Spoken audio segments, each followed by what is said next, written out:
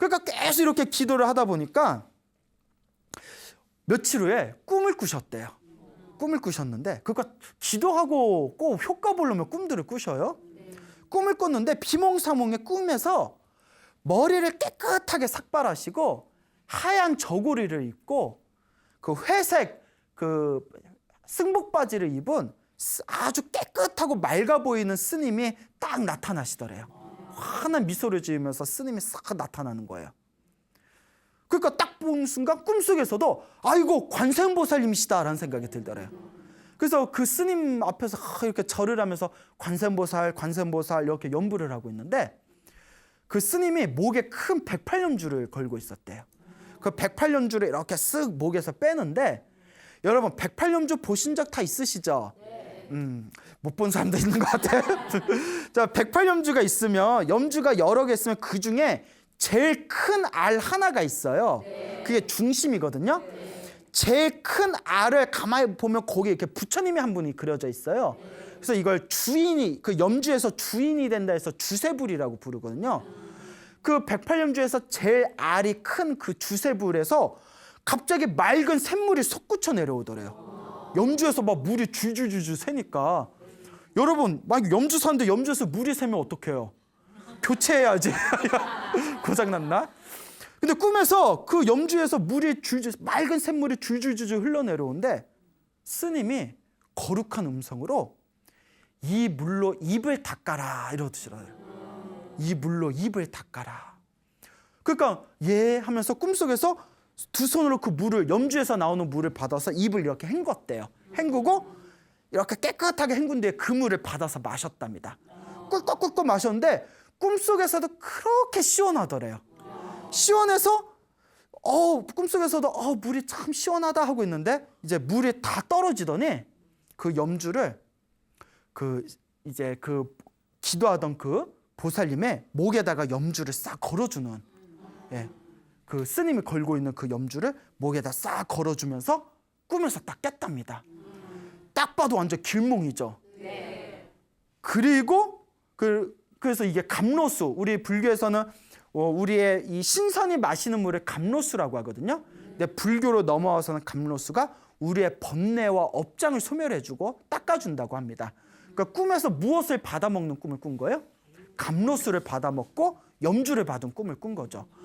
꿈에서 깼는데 그렇게 몸과 마음이 개운하더래요.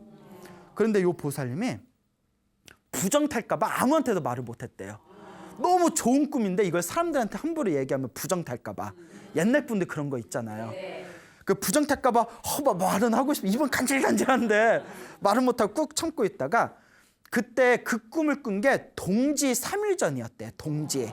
근데 우리가 보통 동지 되면 팥죽 묻는다고 절에 가잖아요. 그래서 이 보살님이 이제 쭉 이렇게 한 며칠 참았다가 동지 맞춰가지고, 여러분 저기 우리 서울 우이동 쪽에 가면 운가사라는 조그만 옛날 절이 있어요. 운가사라고. 그분이 그 60년대 운가사 신도셨나 봐요. 운가사를 이렇게 올라갔는데, 그때 이제 그게 옛날에 그쪽이 다 산이고 밭이었잖아요. 거기에 이제 산길을 따라서 쭉 올라가면 그 서울 운가사가 굉장히 좀 높은 산에 있었다는데, 지금 이제 교통편이 좋아졌겠죠. 근데 평상시에 거기 가려면 힘들어서 올라갔다 한참 쉬고 올라갔다 한참 쉬어 갔는데, 그 꿈을 꾸고 나서 몸이 너무 개운해져가지고 한 번에 그 절에 휙 올라갔답니다. 그래서 운가사 주지스님을 만나서, 이제 스님이시니까 스님한테 다 꿈 얘기를 했대요. 그 스님이 깜짝 놀라면서, 야, 이건 누가 봐도 스님이 아니더라도 범상치가 않죠. 보살님, 이런 꿈은 아무나 꾸는 게 아닙니다. 보살님이 정말 기도 잘하셨나 봅니다. 그 불보살님한테 가피 받은 겁니다. 그러니까 보살님, 이제 앞으로 모든 일이 잘 풀릴 겁니다. 이제 병이 다 치료된 겁니다 하고 주지스님이 그런 해몽을 해주고 나니까 마음이 그렇게 더 기쁘더랍니다. 그 뒤로 완전히 이제 완치가 됐는지 더 이상 재발을 했다 하지 않았다. 그 꿈을 꾸고 나서 이제 더 이상 재발하지가 않았다라는, 열심히 기도를 해서 꿈에서 염주에서 물이 나오는 감로수를 받아 마시고 염주를 이렇게 건네받은 그런 꿈을 꾸신 노보살님의 이야기가 있습니다. 여러분, 이와 같이 기도의 힘은 강력합니다. 그 어느 보살님께서 소나무 팬이시래요. 너무나 소나무 팬이신데 소나무 팬들이 많으시대요. 예, 많으시다는데. 근데 소나무 이렇게 들으시고 나면서 너무 당신이 좋아가지고 당신 이렇게 주변에 당신 밑에서 일하는 좀 젊은 애들한테 이런 걸 이렇게 들려주면 언니 다 뻥이야. 그걸 믿어? 막 이런대요. 언니 그거 다 뻥이야. 그렇게 놀리기도 한다고 합니다. 그래서 좀 속상하다는 얘기를 했을 때 제가 그런 얘기를 했죠. 아직 젊어서 뭘 알겠냐. 그거 불교를 절에 다니는 사람들도 이런 얘기를 들으면 믿기가 힘든데 하물며 절에 다니지 않는 사람들이 이런 이야기를 들으면 솔직히 믿기 힘든 것도 당연한 일일 것이다. 그러면서 제가 소나무에서 항상 하는 이야기가 있습니다. 전생에 그래도 복을 많이 지어서 불법과 인연이 있는 사람들은 이런 이야기를 들으면 딱 믿음이 와요. 복이 있는 사람들은. 그리고 내가 무엇을 해야 되겠다는 마음을 딱 일으킨다. 기도해야 되겠다. 나도 기도해야 되겠다.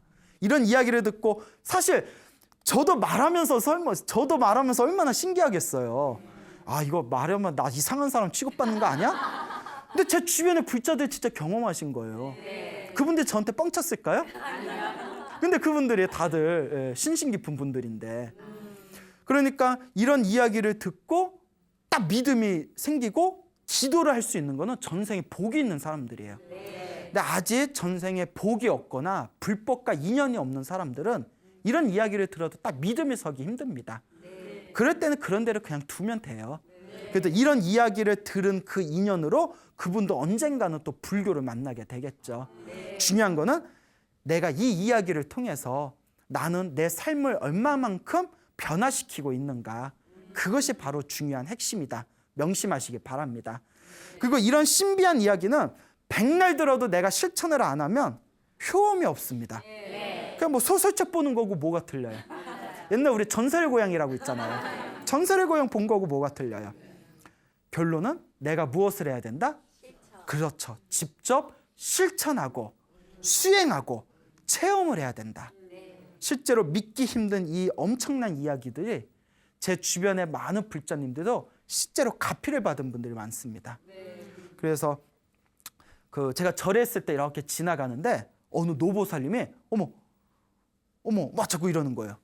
그랬더니 광우스님 아니에요? 광우스님 아니에요? 이러더라고요. 그래서 제가 아닌데요? 아닌데요? 에이 맞는데요 스님. 광우스님 맞는데 해서 예 맞아요. 들켰네 막 이러면서 그 이제 장난치려고. 그러니까 저 소나무 너무 팬이라고 그러면서 스님 저는 소나무에 나오는 내용 다 믿습니다 이러는 거예요. 왜요? 했더니 저도 기도해서 그런 갚이 많이 받았습니다 이러시는 거예요. 스님 저도 젊었을 때 되게 힘들었는데 그냥 부처님만 믿고 기도했더니 저도 그런 소나무에 나오는 그런 갚이 받았습니다. 저도 다 체험해봤습니다 이러시더라고요. 그런 분들은 이런 이야기를 들어도 에이 저거 못 믿겠다. 아니죠. 자기가 체험한 일들인데 그런 분들은 기도하다가 좀 안 좋은 일이 생겨도 절대 흔들릴까요? 흔들리지 않을까요? 안 흔들리죠. 내가 지은 업보를 내가 지금 받고 있는 거구나. 그걸 기도로서 지혜롭게 이겨내는 겁니다. 여러분 진정한 불자라면 밑바탕에 인과 응보에 대한 확신이 있어야 되고 내가 지은 업장을 반드시 내가 조금이라도 녹여나가겠다라는 기도에 대한 믿음이 있어야 됩니다. 그것이 바로 불자의 삶이고 불자가 기도를 통해서 내 운명을 바꿀 수 있는 방법이라는 것을 명심하시기 바랍니다. 알겠죠? 네. 창원에 오래전에 10몇 년 전에 창원에 이제 모 사찰에 그 신도회장까지 역임하셨던 어느 보살님이 계십니다. 노보살님이 계신데 이분께서 이제 젊었을 때부터 이제 불교를 믿으셨대요. 젊었을 때부터 이 보살님이 불교를 믿었는데 그때만 하더라도 무늬만 불자였대요. 딱 1년에 한 번 부처님 오신 날 등 하나 달고 비빔밥 한 번 먹는 그런 무늬만 불자였대요. 찔리죠? 찔릴 거야. 그 무늬만 불자였는데 어느 날 이제 결혼을 하고 이제 창원으로 오고 나서 창원에서 이제 그 근처에 있는 큰 사찰에 가가지고 그 불교대학에서 공부를 하셨대요. 뭐 부처님이 뭘 이야기하셨고 뭐 천수경이 무슨 뜻이 있는지 부처님 경전에 어떤 내용이 있는지, 기도는 어떻게 해야 되는지 하나하나 배워가면서 아, 불교는 이런 것이구나. 불교가 이렇게 위대하구나. 아, 부처님의 가르침이 이렇게 대단한 것이구나. 이런 마음의 기쁨과 믿음이 솟구치면서 사람이 뭘 알아야 돼요. 알아야 기도도 하는 거고 알아야 믿음이 더 강해집니다. 그러니까 불교 공부를 제대로 하니까 부처님이 이렇게 위대하고 부처님의 가르침이 이렇게 대단하구나. 믿음이 무럭무럭 자라나면서 그분이 이제 열심히 이제 절에 다니셨대요. 하루하루가 기쁨이셨대요. 근데 그러니까 절에 다니고 나서 한 몇 년이 지났을 때 어느 목욕탕에 가셨는데 공중 목욕탕에서 이렇게 미끄러지셨대요. 그거 조심해야 돼요. 휙 하고 미끄러졌는데 몸이 뼈마디가 너무 아프더래요. 병원에 갔더니 그 난치병 중에 뼈 분리증이라고 있대요. 뭐 척추 분리증 뭐 있잖아요. 그 굉장히 혹시 알고 이러신 거예요? 그냥 이러신 거예요? 나 알고 하는 줄 알았는데 엄청 고치기 힘든 난치병이랍니다. 그 뼈 분리증에 걸리면 손끝에서 발끝까지 뼈 마디마디가 다 아프대요. 엄청나게 고통스러운 건데 병원에서 아무리 치료를 받아도 효과가 없더래요.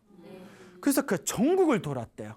전국을 돌아서 뭐 침 잘 놓는 사람, 뭐 보약 잘 짓는 사람, 뭐 치료 잘하는 데는 다 다녀봤는데 그렇게 2년이 넘게 전국 방방곡곡에 그냥 뭐 유명하다는 곳은 다 찾아봐도 도저히 효험이 없더랍니다.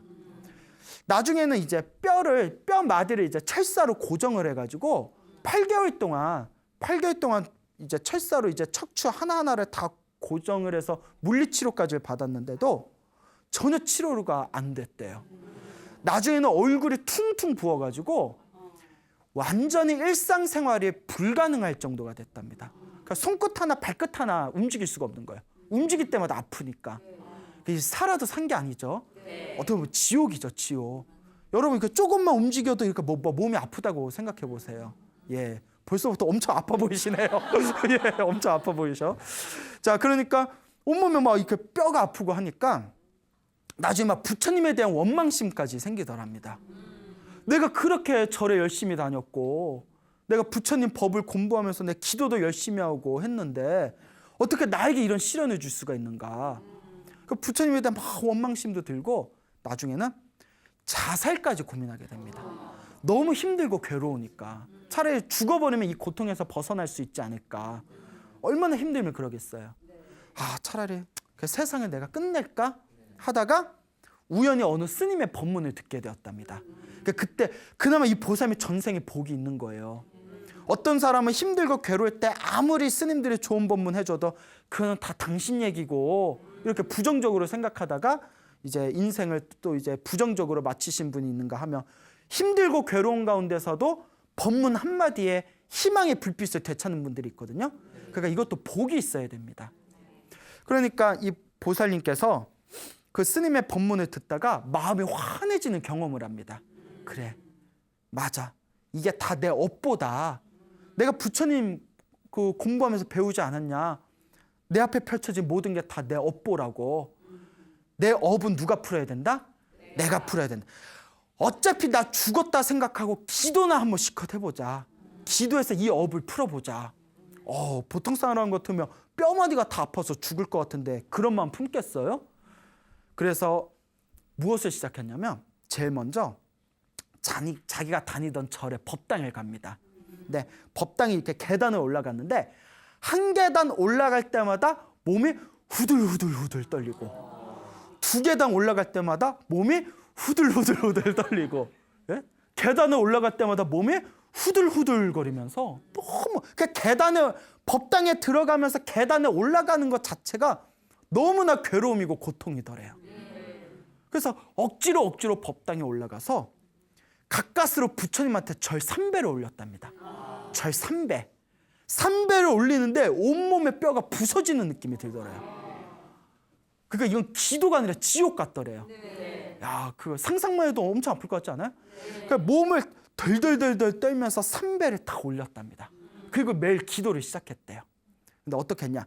근데 사람이 기도해서 가피를 받으려면 좀 도끼가 있어야 돼요. 좀 독종 같은 게 있어야 됩니다. 우리 같으면 절 몇 번 하다 뼈마디가 아프면 아니야, 이건 아니야.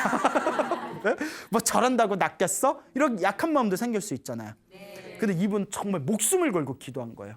처음에 다 3배 올리고, 그 다음 날은 4배 올리고, 며칠 후에는 뭐 조금씩 몇 날, 며칠, 몇 달이 되면서 절의 숫자를 점점 올려갔대요. 그렇게 1년이 지나고 2년이 지납니다. 근데 이제 중요한 게 있어요. 처음에 몇 배로 올렸다고요?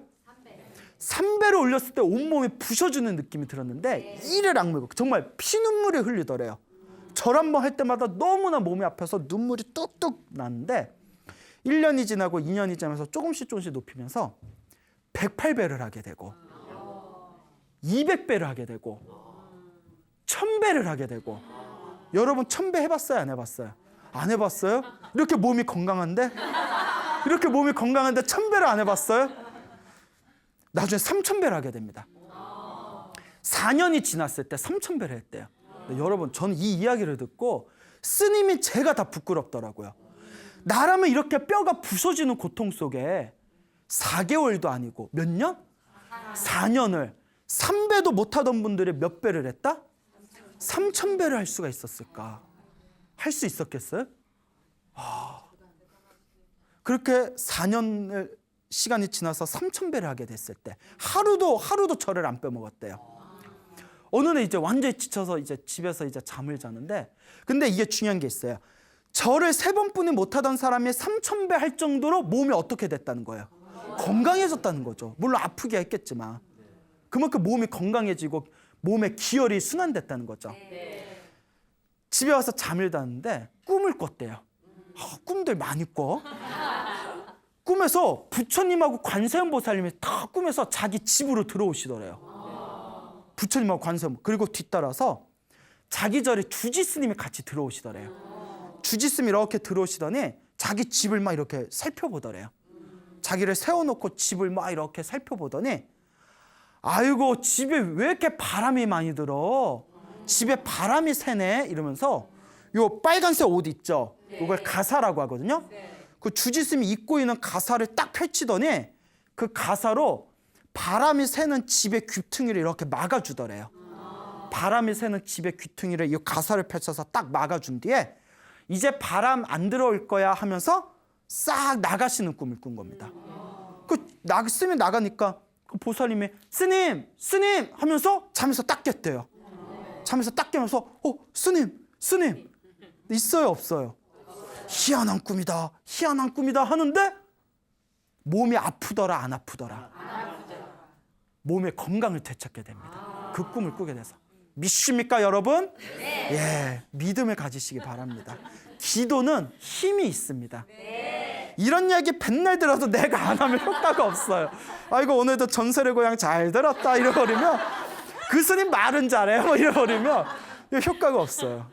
그렇게 독한 마음으로 기도를 할 때, 그렇게 한결같은 마음으로 기도를 할 때 진정한 우리 인생의 기도의 기적을 맛보게 되실 겁니다. 저는 이 이야기를 여러분한테 들려주면서도 저 자신도 정말 대단하다는 생각뿐이 안 들어요.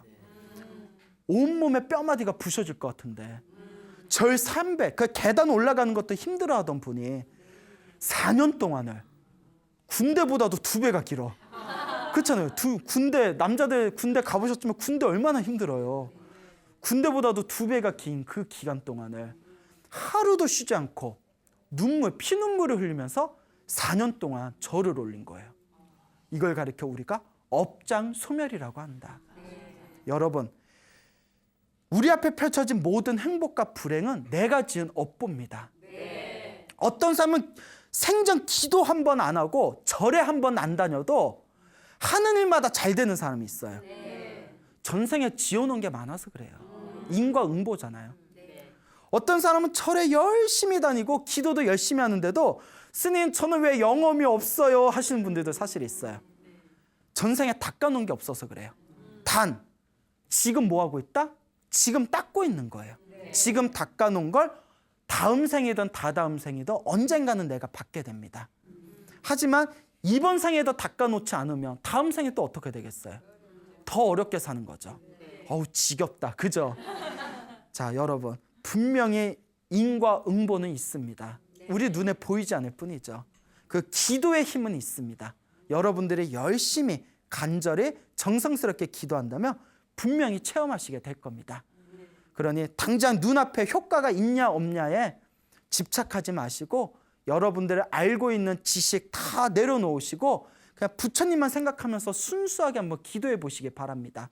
1년, 2년, 3년 꾸준하게 기도해 보신다면 분명히 여러분들 삶에 아름다운 행복의 열매를 맺게 되실 겁니다. 여러분, 행복해지고 싶습니까? 네. 행복한 삶을 창조하고 싶습니까? 네. 복을 지으십시오. 선업을 지으십시오. 공덕을 쌓으십시오. 복과 선업과 공덕의 힘이 여러분들을 진정한 행복의 길로 이끌어 줄 것입니다. 오늘 여기서 마치겠습니다. 소중한 나 무한 행복.